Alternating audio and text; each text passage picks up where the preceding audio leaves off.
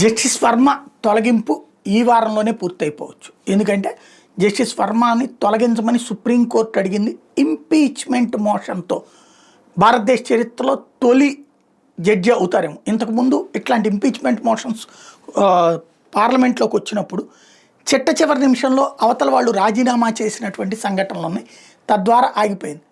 ఇప్పుడు impeachment motion అన్నటువంటిది first time జరిగే పరిస్థితి కనబడుతుంది. ఎందుకంటే ఆయన ఏకంగా సుప్రీంకోర్టులో తన మీద అభియోగాల్ని ఛాలెంజ్ చేస్తూ ఉండటంతో ఈ కేసు తేలే వరకు, అంటే సుప్రీంకోర్టులోనే తేలే వరకు తనను తొలగించకుండా ఉండేందుకు ఒక టెక్నికల్ గ్రౌండ్ని ప్రిపేర్ చేసుకోండి.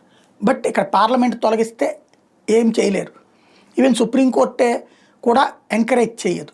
కాబట్టి ఇంకోటి, బీజేపీ అందుకు సిద్ధంగా ఉంది, కాంగ్రెస్ సిద్ధంగా ఉంది. సుప్రీంకోర్టు న్యాయమూర్తుల యొక్క ఆశీస్సులు పొందాలని కోరుకుంటున్నారు. వీళ్ళు నిజంగా అయితే కనుక డిబేట్ జరగాలి. అసలు తొలగించే అధికారం నీకు లేనప్పుడు అపాయింట్ చేసుకునే అధికారం నీకు ఎక్కడిది? కొలీజియంకి ఎక్కడిది? అసలు కొలీజియమే రాజ్యాంగబద్ధం కాదు కదా. ఈ విషయాల్ని ఇక్కడ సీరియస్గా చర్చ జరగాల్సిన అవసరం ఉంది. మరి ఈ చర్చ ఏదైతే జస్టిస్ వర్మ తొలగింపు సందర్భంగా ఆ చర్చ జరుగుతుందా చూడాలి.